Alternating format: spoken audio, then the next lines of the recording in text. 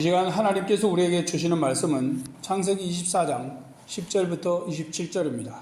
창세기 24장 10절부터 27절 말씀 제목은 하나님의 우연입니다. 하나님의 우연, 하나님의 우연. 우연은 어떤 원인도 없이 뜻하지 않게 일어나는 걸 말합니다.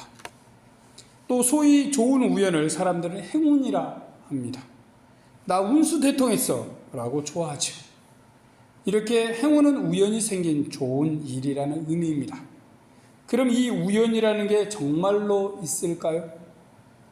갑자기 일어난 사고나 사건은 우연히 일어난 것으로 보입니다. 하지만 학자들은 이 우연이 아무 이유 없이 생긴 게 아니라고 합니다. 묻지마 사건도 우연히 일어난 것 같지만 범죄자가 범죄하기 쉬운 대상과 지역을 선택해서 악을 휘두른 것입니다. 범죄자가 결정해서 죄를 행하는 것이죠. 본의 아니게 그 시간 그곳에 있는 이들은 범죄자에게 선택이 되어 희생양이 됩니다. 그들도 자신들만의 어떤 이유로 그 시간 그곳에 있고 죄를 지으려 계산한 악인은 범죄를 행하는 것이죠. 알고 보면 우연이 아닌 것입니다. 이런 부정적인 우연 같은 일을 말고 긍정적인 우연 같은 것도 있습니다. 본문에는 아브라함의 종이 이삭의 신부감 리브가를 우연히 만나는 것 같은 장면이 나옵니다.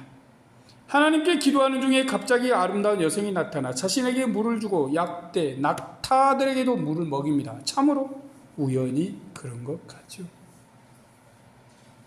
하지만 종은 이 여성을 만나게 해달라고 하나님께 기도 중이었습니다. 하나님은 우연으로 보이는 이 사건을 일으키신 분이죠. 우연 같은 이 사건을 통해 이삭의 신부감을 아브라함에게 종에게 인도하셨습니다. 이 시간 하나님의 우연이라는 제목으로 말씀을 생각해 보겠습니다. 우리 삶에도 하나님을 의지하고 신뢰함으로 이런 놀랍고 깊은 하나님의 우연이 많아지길 기대합니다. 그래서 믿음도 더 자라고 하나님께 감사도 드리는 행복한 이들이 되길 바랍니다. 종은 아브라함에게 정권을 받아 이삭의 신부감에게 줄 결혼 비용을 약대 10마리에 싣고 떠납니다. 10절이죠. 이에 종이 그 주인의 약대 중 10피를 취하고 떠났는데 곧 주인의 모든 좋은 것을 가지고 떠나 메소포타미아로 가서 나홀의 성에 이르러 종은 아브라함 집에서 가장 좋은 보물 등을 약대 10마리 등에 잔뜩 싣고 주인의 고향을 향해 출발하였습니다. 그것은 아브라함이 사는 헤브론에서 약 720km 정도 떨어진 먼 곳이죠. 이 정도 거리면 적어도 한 달 이상은 여행을 했을 것입니다. 충직한 종은 강을 건너고 사막을 지나 여러 고생을 하면서도 아브라함의 명에 순종하였습니다. 긴 여행 끝에 겨우 목적지 나홀의 성에 도착했습니다. 여행의 요독으로 목도 마르고 참 피곤했죠. 그는 물을 마시고 약대들도 물을 먹이기에 동네 샘으로 갔습니다. 샘에 간 그는 스스로 물을 마시려고 하지 않았어요. 목이 마르더라도 이곳에 온 목적을 우선 생각했습니다. 샘에 물 기르러 오는 이들은 다 대부분 여성임을 알고 있었어요. 저녁 때죠. 밥을 해야 될 때입니다. 이것을 생각하고 하나님께 이 샘에서 순조롭게 이삭의 아내를 만날 수 있게 해주시리라 기도합니다. 12절입니다. 그가 가로되 우리 주인 아브라함의 하나님 여호와여 온컨대 오늘날 나로 순적히 만나게 하사 나의 주인 아브라함에게 은혜를 베푸시옵소서. 14절입니다. 한 소녀에게 이르기를 청컨대 너는 물로 항아리를 기울여 나로 마시게 하라 하리니 그의 대답이 마시라 내가 당신의 약대에게도 마시우리라 하면 그는 주께서 주의 종 이삭을 위하여 정하신 자라 이로 인하여 주께서 나의 주인에게 은혜 베푸심을 내가 알겠나이다. 기도 내용은 뭐예요? 한 처녀가 샘에 왔을 때 자신이 그녀에게 물을 좀 주라라고 말하겠다는 것이죠. 그래서 자신에게 물을 주고 함께 온 약대들도 물을 먹이면 하나님이 보내주신 이삭의 아내로 알겠다는 것입니다. 매우 기도가 구체적이죠. 목이 마른 그에게 힘들게 기름 물을 기꺼이 주는 것뿐만 아니라 약대에게도 친절을 베푸는 여인이라면 이삭의 신부감으로 참 좋을 것이라 생각하고 기도한 것입니다. 아브라함의 종 이름은 엘리에셀로 보이죠. 이 엘리에셀의 기도 내용을 생각해보면 친절하고 자상하며 주인 아브라함 같은 여성을 기대하고 있습니다. 10마리의 약대 모두에게 가녀린 여성이 물을 주는 건 쉬운 일이 아닙니다.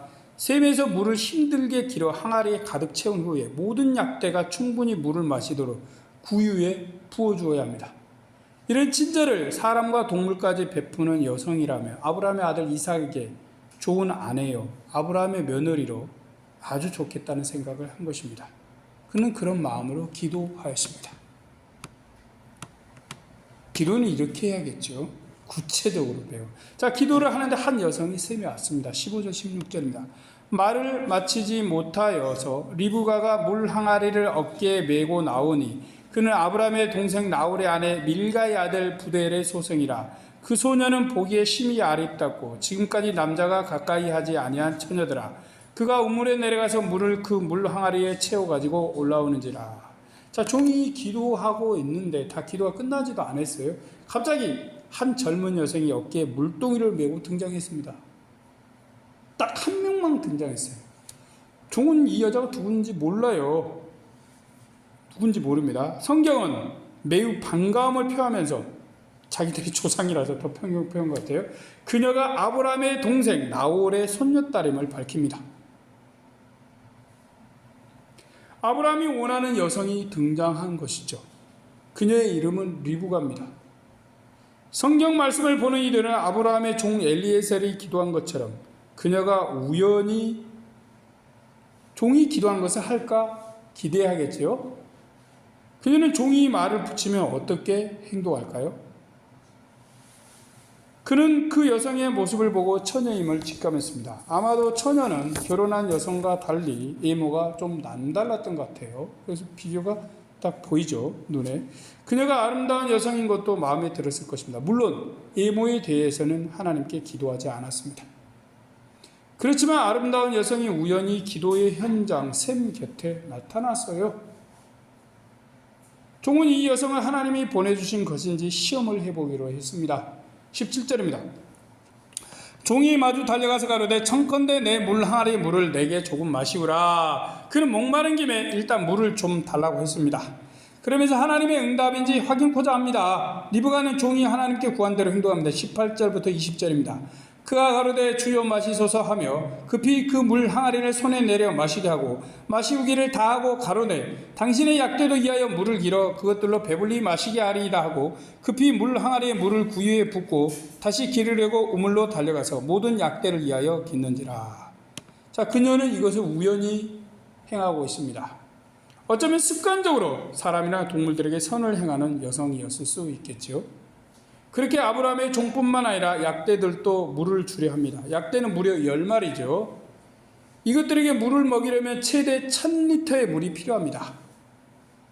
자, 1리터가 한 병이죠. 오늘날 말하면 1000개의 병의 물이 필요하다는 거죠. 약대 한 마리가 충분히 마시는 물은 95리터입니다. 남의 가축에게 무려 1000리터의 물을 계속 길어와 충분히 목을 축이도록 한 것이죠. 얼마나 바삐 계속 물을 퍼날랐을까요? 항아리 계속. 그 마음 씀씀이와 친절한 인내심이 대단합니다. 자, 이런 행위를 본 종은 미소를 지었을 것입니다. 종은 자신의 기도에 대한 하나님의 응답일 가능성이 높다라고 생각했죠. 자, 이래서 기도 응답인지 확인하니 질문합니다. 23절부터 25절입니다. 가로되 내가 네 딸이냐 청컨대 내게 구하라. 내 부친의 집에 우리 유숙할 곳이 있느냐. 그 여자가 그에 이르되 나는 밀가가 나홀에게 낳은 아들 부두엘의 딸이니이다. 또 가로되 우리에게 집과 보리가 족하며 유숙할 곳도 있나이다. 그는 이 여인이 주인 아브라함의 형제 나홀의 후손임을 알게 되었습니다. 아브라함이 기대한 이삭의 짝을 메소포타미아 나홀의 성에 오자마자 참으로 우연히 만난 것이죠.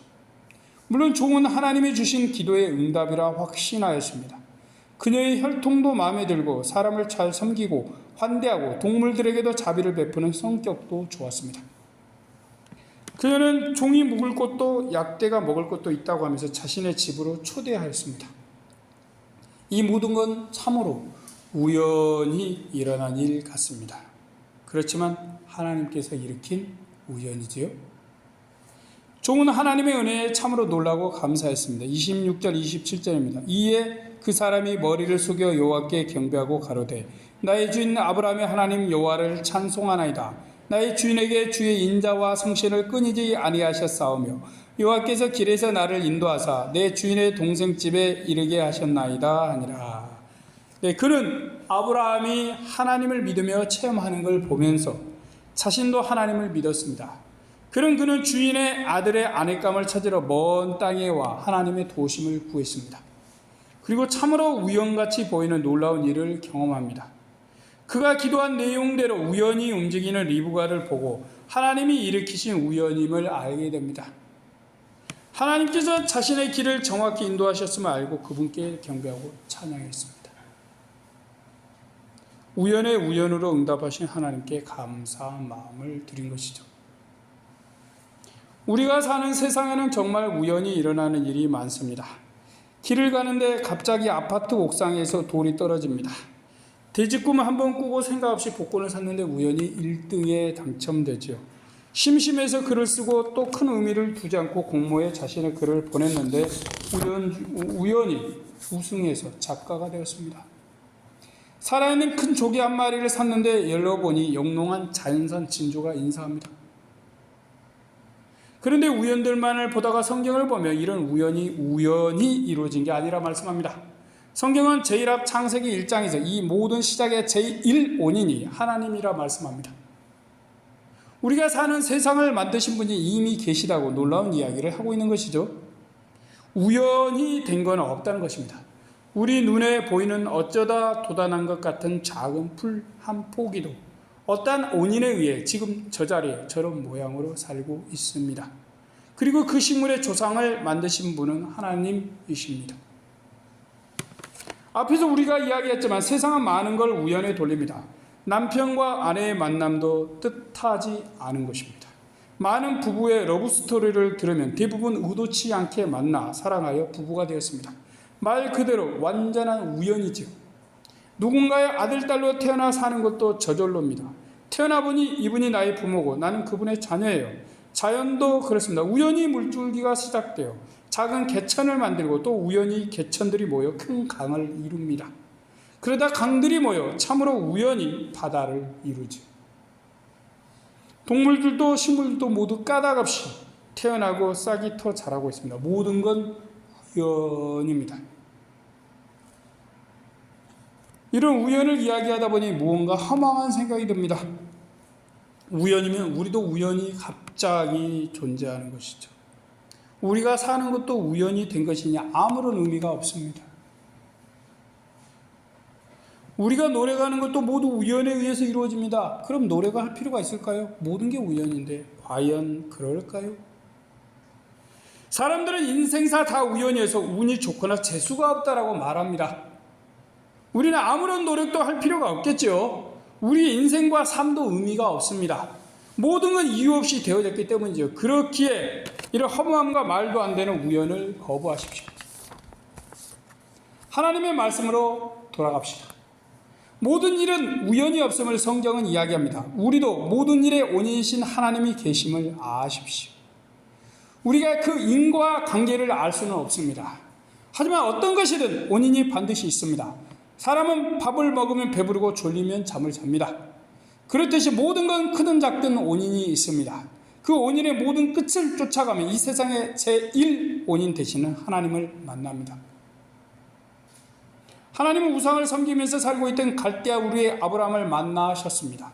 가나안으로 부르시고 후손들에게 그 땅을 주시겠다 하셨습니다. 우리 하나님이 땅도 배분해 주시고 민족도 만들어 주시는 분심을 생각해 볼 수 있습니다. 땅의 원인도 민족의 원인도 세상에서 말하는 우연이 아니라 하나님이 만드신 우연인 것이죠. 후손을 주신다는 하나님은 아브라함 나이 무려 100살의 아들을 주셨습니다. 또 아들 이삭의 나이가 40살쯤에 배우자를 찾게 하셨습니다. 아브라함이 아들을 찾는 믿음의 행동을 하게 하신 하나님은 기대할 만한 여성을 우연히 종 앞에 데려다 뒀습니다. 리브가도 우연히 샘으로 물을 기르러 나오지요. 종이 그녀에게 물 좀 달라고 하자 종뿐만 아니라 약대들도 우연히 물을 먹입니다. 이런 우연히 하나님께 기도한 종 앞에 막 펼쳐집니다. 자, 이 모든 건 참으로 우연일까요? 리브가는 우연인 줄 알았습니다. 종은 하나님의 도우심으로 봅니다. 우리가 만나 결혼하는 사람도 우연이 아니라 하나님이 정해주셔서 결혼함을 생각할 수 있습니다. 하나님에게 우연이란 없고 우연으로 보일 뿐입니다. 우연히 세상을 만드시고 사람을 지으신 것이 아니죠. 우연히 아담을 지어놓고 불쌍하다 생각하여 또 우연히 하와를 지은 게 아닙니다. 모든 건 하나님의 계획대로 이루어졌습니다. 우리의 삶은 세상이 보기에 우연 같습니다. 그러나 이 모든 건 하나님이 만드신 우연이죠. 이런 건 모두 다 하나님의 섭리와 계획 속에 진행됩니다. 우리는 우리가 앞으로 어떻게 살지 모릅니다. 오늘을 살다 보니 내일이 옵니다. 그렇게 우연 같은 날들이 지나가지요. 그렇지만 우리가 살아가는 이 날들이 세상이 말하는 우연이 아니고 하나님이 만드신 그 우연이라는 것을 압니다. 심심해서 이 세상에 우연이 된 건 아무것도 없어요. 다 모두 다 의미가 있고 뜻이 있습니다. 필요가 있어요. 그래서 우리 모두는 소중한 존재죠. 우리도 우리의 삶도 우연이 아닙니다. 모든 것 하나님의 계획 속에서 이루어진 우연입니다. 우리는 세상의 모든 일을 계획하시며 운행하시는 하나님께 삶과 인생의 모든 걸 구하십시오. 아브라함의 종처럼 말입니다. 하나도 우연은 없습니다. 모든 게 원인과 결과로 이어지듯이 배우자도 미래도 하나님의 섭리와 계획 속에서 이루어집니다. 내 마음대로 내 뜻대로 되는 것이 아니고 하나님의 뜻대로 계획되고 진행되어 간다는 것이죠. 그것이 우리 눈에 우연인 것처럼 보이는 하나님의 우연인 것입니다. 하나님은 우리가 하나님을 의지하고 신뢰할 때 은혜와 도우심을 주십니다. 따뜻하시고 자상하신 손길을 내밀어 주시죠. 세상의 우연이 아닌 하나님의 우연을 우리에게 일으키십니다. 인자와 성실과 자비로우심으로 신부감도 인도하셨습니다. 그런 하나님은 신랑감도 인도해 주실 것입니다. 우리의 산업도 주실 것입니다. 믿음으로 구하는 대로 우리 우연의 역사를 우리 삶 속에 일으키십니다. 우리는 그때 아브라함의 종처럼 이런 우연을 일으키신 하나님께 경배를 드리십시오. 우리의 삶은 저절로 된 것 같지만 모두 다 하나님의 우연으로 이루어졌습니다. 오늘 또 새로운 우연으로 인도하시는 우리 하나님께 감사와 찬양을 드리는 이들 되길 바랍니다. 아멘. 기도하겠습니다. 하나님, 아브라함의 종은 기도하였고 하나님은 리브가의 마음을 움직여서 나오게 했습니다. 리브가는 그냥 우연히 나왔고 아브라함의 종은 의도해서 기도했고 하나님의 응답을 바랬습니다. 리브가는 자신이 우연인 줄 알았지만 나중에 보니 우연이 아니라는 사실을 알게 됩니다. 그리고 결국 리브가도 하나님을 믿는 사람이 됩니다. 언제나 우리를 사랑하신 하나님, 우리는 참 우연히 많은 걸 살아가고 경험하며 느낍니다. 어려움도 힘듦도 기쁨도 무언가 안 돼서 속상하고 힘들고 괴롭고 잘 되니까 기쁘고 뭔가 내가 다 노력해서 된 것 같고 내가 능력이 부족해서 안 된 것 같습니다. 더럽게 재수없다는 말을 사람들이 종종 합니다. 그냥 우연히 안 좋은 일이 계속 생겼다는 것인데 오늘 하나님의 말씀을 보니까 그 말은 완전히 틀린 말이네요. 하나님, 우리의 삶은 우연이 된 것 같고 우리의 만남도 우연인 것 같고 우리가 지금 이렇게 있는 것도 우연인 것 같고 우리의 미래도 우연인 것 같지만 그 우연은 하나님이 만들어내신 우연이라는 것을 우리는 살아가고 행동하지만 하나님의 섭리와 계획 속에서 우리는 살아가고 있음을 고백합니다. 그렇다고 우리는 동물원의 원숭이도 아닙니다.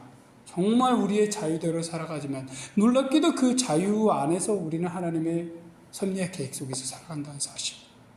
이 얼마나 신비한지 놀라운지 하나님 감사하며 영광 돌립니다.